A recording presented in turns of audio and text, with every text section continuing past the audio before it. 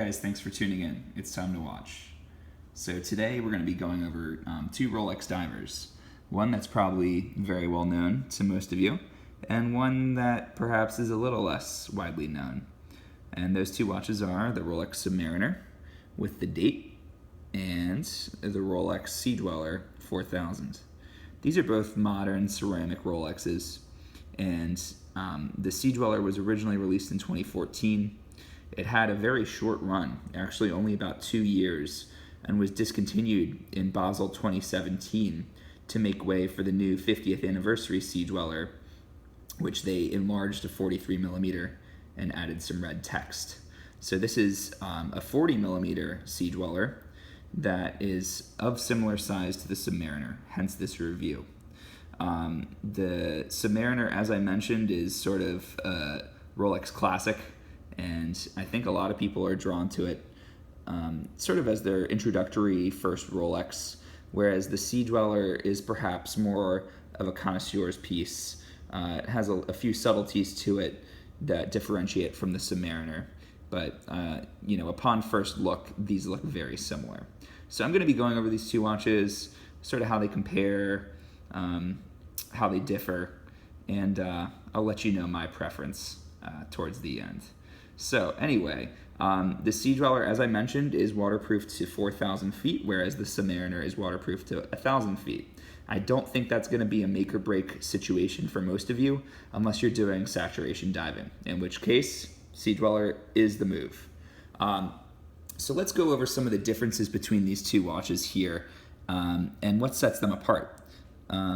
You'll probably notice almost immediately one of the most apparent differences is the fact that the Submariner has this Cyclops here, whereas the Sea Dweller does not.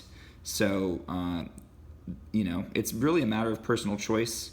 The Cyclops is a Rolex signature, and it really sort of identifies a watch as a Rolex. And a lot of people like that, and contrarily, a lot of people don't. So, take your pick. I like the Cyclops in many respects. I like the fact that I can see the date from really far away, like a meter away. On the other hand, I like the fact that the Sea Dweller is a little bit more symmetric without the Cyclops. Looking a little bit further, you'll look at the bezel here, and on the Sea Dweller 4000, it's fully graduated, whereas on the Submariner, it's actually only graduated through 15 minutes. In terms of aesthetics, I think the graduations give the Sea Dweller a little bit better symmetry and sort of make the dial look a little bit smaller as a result. And actually, there is a legitimate reason that this bezel has fully graduated markers on it, and that is to comply with ISO regulations for saturation diving. So it actually has a quite functional purpose, which fits right in with the way that Rolexes are designed. They're function first, and that's really how Rolex operates.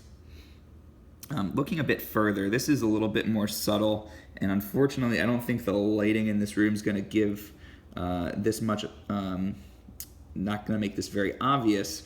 The dial on the Sea Dweller has a more satin, sort of matte finish to it, whereas the dial on the Submariner is glossy.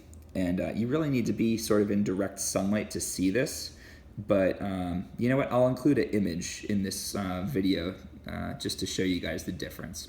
But it really gives the Sea Dweller a cool look. There are not many matte divers that are currently made by Rolex. It sort of harkens back to maybe, the classic days of Rolex. So it gives this watch sort of a vintage look, and I love it. Now let's look at the crystals of these watches. You can probably see here that the Sea Dweller has a pronounced raised crystal, whereas the Submariner does not. It's more flush with the watch. I'm guessing this is because of the thickness of the crystal with the Sea Dweller.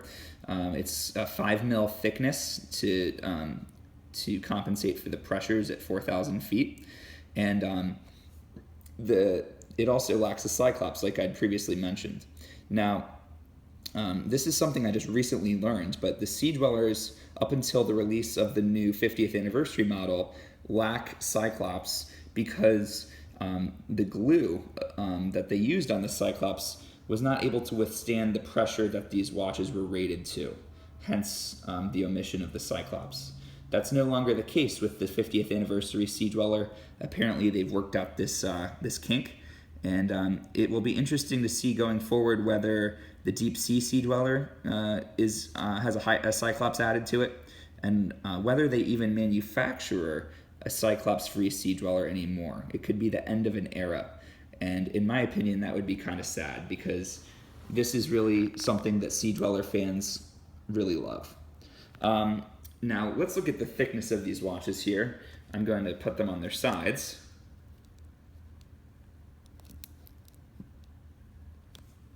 And there's a little thickness comparison. So the Submariner, it's by no means a thin watch, but it's significantly thinner than the Sea Dweller 4000. And you can sort of get an impression of that here. I think the case back is a little bit thicker on the Sea Dweller. And of course it has this engraving that is lacking on the non-decorated Submariner back. So another difference there. I sort of like the heft of the Sea Dweller. It doesn't weigh a whole lot more than the Submariner, but it does weigh a somewhat noticeable bit more. You'll also notice the Sea Dweller has this helium escape valve here. And again, that's because of its depth rating. When you're going down that deep, helium can actually enter through the hermetic seal of this watch.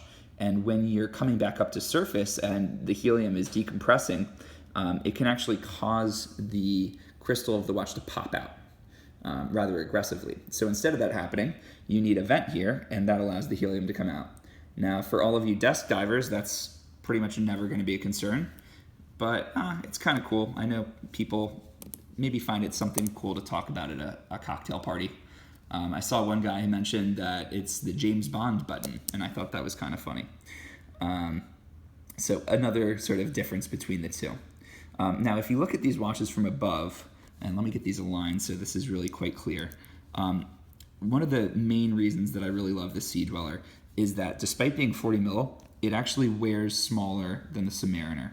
And that might come as a surprise to many of you because the Deep Sea Dweller, the Sea Dweller 50th Anniversary Edition are quite large. But the lugs on this watch, and the lugs are these things here, 1, 2, 3, 4, are actually narrower than the maxi lugs of the Submariner. And that's been a point of contention for many Rolex connoisseurs because it really was a very drastic change from the 5-digit Submariner, such as the 16610. It had much more tapered lugs, and it had a more slender, slim, streamlined case, and a lot of people like that. Well, if that's your taste, the Sea Dweller might be for you. It really does a great job of sort of blending the streamlined design of the 5-digit dive Rolexes with the modern ceramic and improved movements of the 6-digit Rolexes. So again, a major reason that I prefer this watch to the Submariner. Oh, and I just said it. I prefer the Sea Dweller to the Submariner. It's really no comparison for me. So let's put it on the wrist here. I'm going to set my phone down for 1 second. There we go. And I have a 7-inch wrist. I always thought the Submariner were a little large, and I'll show that to you guys in a second. But the Sea Dweller really fits my wrist well. And here's an idea of the height the watch gets. You'll see the case back really gives it a pronounced height off the wrist. But it's not obnoxious. It can fit under a suit jacket or a tuxedo jacket. And I think it's really quite appropriate for all occasions, which is another reason that Rolex dive watches are so popular. You can wear them anywhere, and they'll survive pretty much any condition. So this is really one of my most commonly worn watches these days because of its versatility, because of its durability. These both have the Rolex 3135 movement, so there's no difference between these two watches in terms of the movement that they're using. One thing that the Sea Dweller also has that the Sub does not is this dive extension here. I've actually taken this off of my Sea Dweller because I think it sort of is an inconvenience, but it can pop out like this. So while you're diving at depth, you don't have to take your Rolex off. You can put it right over your dive suit, and you're ready to roll. And who doesn't want to wear their Rolex, when they're 4,000 feet under? I certainly do. Both of these watches have glide lock clasps, which is an awesome feature. I'll show it to you here on the Submariner. It's exactly the same on the Sea Dweller, but you'll see here it has these little grooves, and if you pop like so, you can actually adjust this watch without the need for tools. And that's great for those hot summer days where your wrists get a little bit thicker and your watch starts wearing a little bit tighter. It's an awesome feature, and it's included in the Sea Dweller, the exact same design as on the Submariner. So thumbs up, Rolex, you did a great job. If I had one piece of advice for you guys, it would be include that in all of your watches, like the Datejust, you name it, Daytona, they all need it. The GMT does too. It is my favorite feature of these watches, hands down. So let me put the Submariner, I'm going to put my phone down one more time. I'm going to put the Submariner on my wrist as well for another size comparison. I think it's probably clear to you guys now the difference in size that these two watches have. So as I was mentioning at the beginning, the Sea Dweller was only made for about 2.5 years. So it is the shortest production run ceramic Rolex thus far. So there's a lot of speculation out there right now as to its future value, given that discontinued Rolexes generally have a proclivity to increase in value over time. And it's going to be interesting. I don't know if Rolex will ever make a 40mm Sea Dweller again. This watch really didn't sell well because I think it was too similar to the Submariner, and a lot of people overlooked it because of its $10,000 price point, whereas the Submariner can be had for $8,500. So why spend an extra $1,500 for something that looks almost indistinguishable?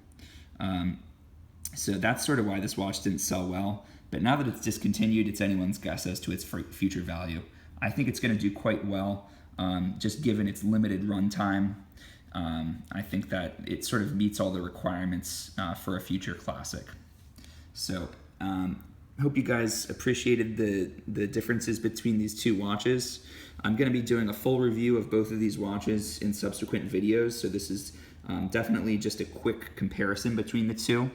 I also have a number of videos on my channel, such as the Ceramic Daytona, the Audemars Piguet Royal Oak, the Zenith Daytona, that you're more than welcome to take a look at. If you like this video, please like, and if you'd like to see more, please subscribe. Catch you on the next video. Thanks.